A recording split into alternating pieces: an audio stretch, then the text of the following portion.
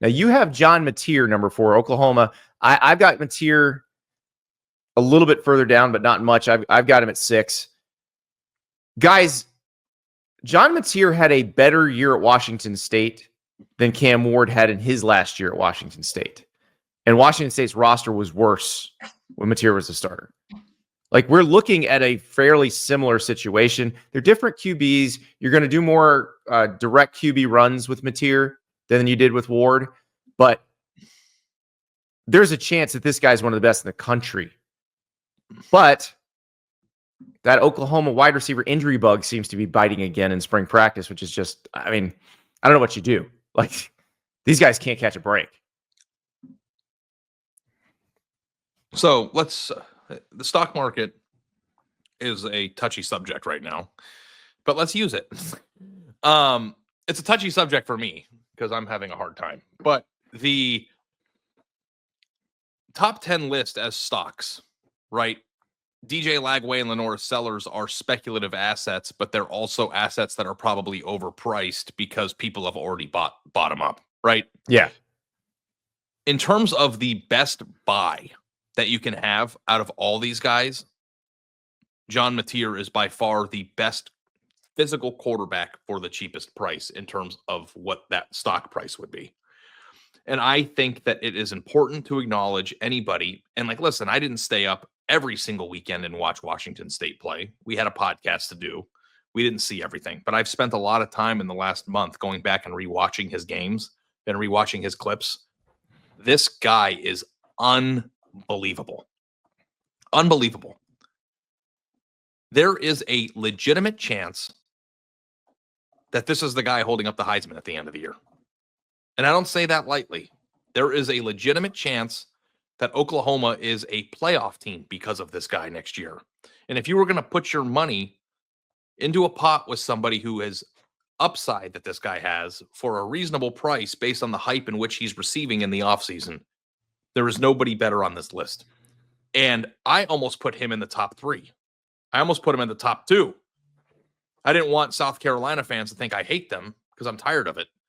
But like, John Mateer has number 1 overall player in the sport ceiling. Am I nuts?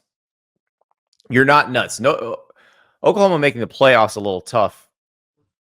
We're going to need to see massive improvement from the offensive line to get there. I think their defense is going to be really good because it's always good. I think their receivers aren't going to be decimated. Their offensive line can't get worse. And their receivers are it's. I'm a little worried about that piece of it. Is a stud, dude. He's going to be awesome. Well, Giovanni Gibson, who was going to be their biggest transfer pickup, it looks like he's suffered an injury recently, and I'm worried. I'm worried they just may be snake bit at this point. But I'm with you on Mateer's ceiling. Mateer's ceiling is incredibly high. I didn't have him as high as you did because we haven't gotten a chance to see it against that level of competition yet. Because as the folks in the chat pointed out, Cam Ward did play a tougher schedule in 2023 at Washington State than Mateer did last year. Yeah. But Cam Ward also walked into a situation where he knew he was going to have a really good offensive line and had very productive receivers. Offensive line and receiver were Oklahoma's 2 biggest problems last year. Let me be clear, though.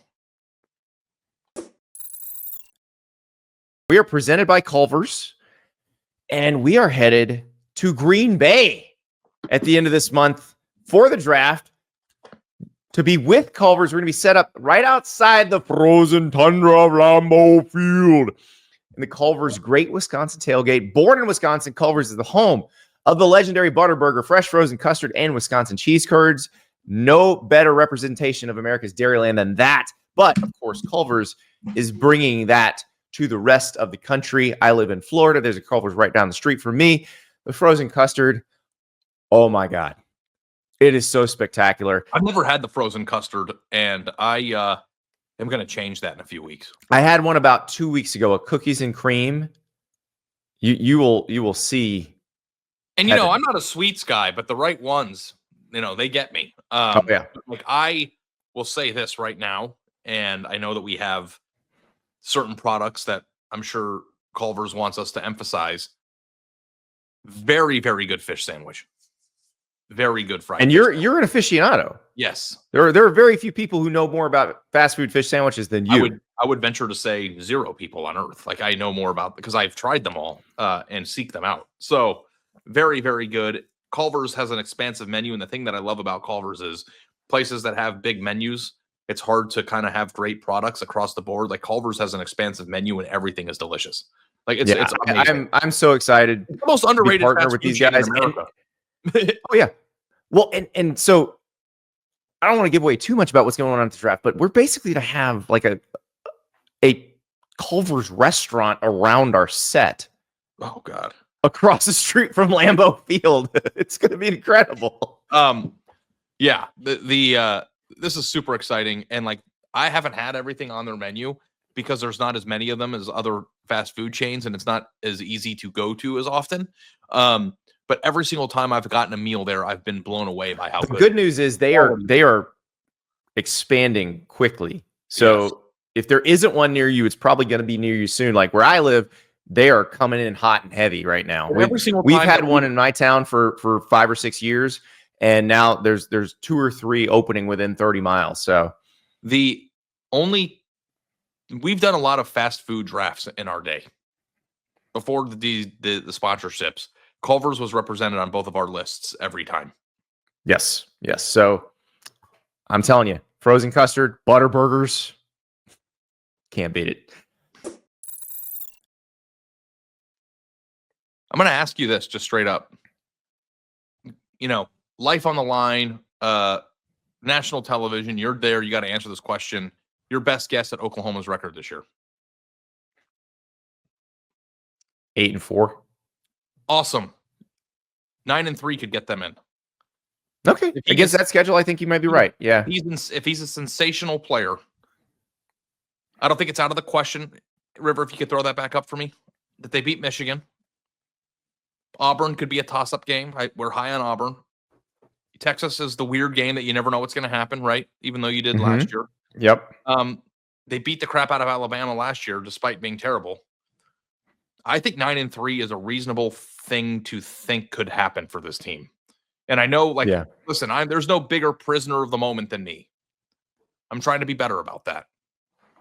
If OU has a nasty defense, a much improved offensive line, and they add a Cam Ward asset-like class, doesn't have to look the same, but in terms of value to the quarterback position, there is absolutely no question in my mind that Oklahoma could win 9 games. If things come together, does that mean that's the favorite? No, of course not. No one thinks that's the favorite. But if you're sitting here right now in August, why do I keep calling April August? I need to get my head on straight. We just want it to be August. You want football season to be here. I understand. Especially after the NCAA tournament ends, it's kind of like, Oklahoma has a chance, and they have a chance because of John Mateer. Well, I'm a little worried because Giovanni Gibson, again, was going to be a big contributor to them. It looks like he's done for the year. It sucks. Yeah. So and that's not John Mateer. There's nothing John Mateer can do about that. But that is a factor that will affect John Mateer.